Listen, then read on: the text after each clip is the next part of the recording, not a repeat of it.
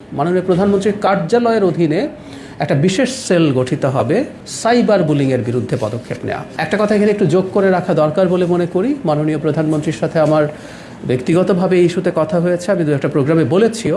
মাননীয় প্রধানমন্ত্রীর কার্যালয়ের অধীনে একটা বিশেষ সেল গঠিত হবে খুব অল্প সময়ের মধ্যে, যার কাজ হচ্ছে নারীদের বিভিন্ন নির্যাতন, হয়রানি, বিশেষ করে সাইবার বুলিংয়ের বিরুদ্ধে পদক্ষেপ নেওয়া। মানে আমরা খেয়াল করেছি একজন নারী শুধুমাত্র নারী হবার কারণে তার রাজনৈতিক পরিচয় নিয়ে তার সমালোচনা হতে পারে। মানে আমরা পুরুষরাও যখন আমাদের একটা পলিটিক্যাল স্ট্যান্স নিই, সমালোচনা হয়, আমাদেরকে অনেক সময় অশালীন ভাষায় কথাও বলে, কিন্তু নারীদের ক্ষেত্রে কথা হলো বিশেষ বিশেষ ভাষা, বিশেষ বিশেষ শব্দ, বিশেষ বিশেষ কথা তাদের ক্ষেত্রে ছুড়ে দেওয়া হয়।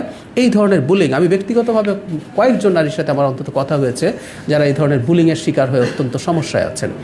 এটা শুধুমাত্র যিনি পাবলিকলি কথা বলছেন তা না, তিনি তার ভার্সিটিতে পড়ছেন, স্কুলে পড়ছেন, কলেজে পড়ছেন, কারোর সাথে কোনো রকম কোনো মনোমালিন্য হয়েছে, সেটার রেজাল্টে তারা এরকম কিছু করার চেষ্টা করছে। সো আমরা এই ব্যাপারে অত্যন্ত কঠোর কিছু ব্যবস্থা নিতে যাচ্ছি, এটুকু আগাম জানিয়ে রাখছি। ওটা যখন হবে আমরা নিশ্চয়ই আনুষ্ঠানিকভাবে সেটাও জানাবো।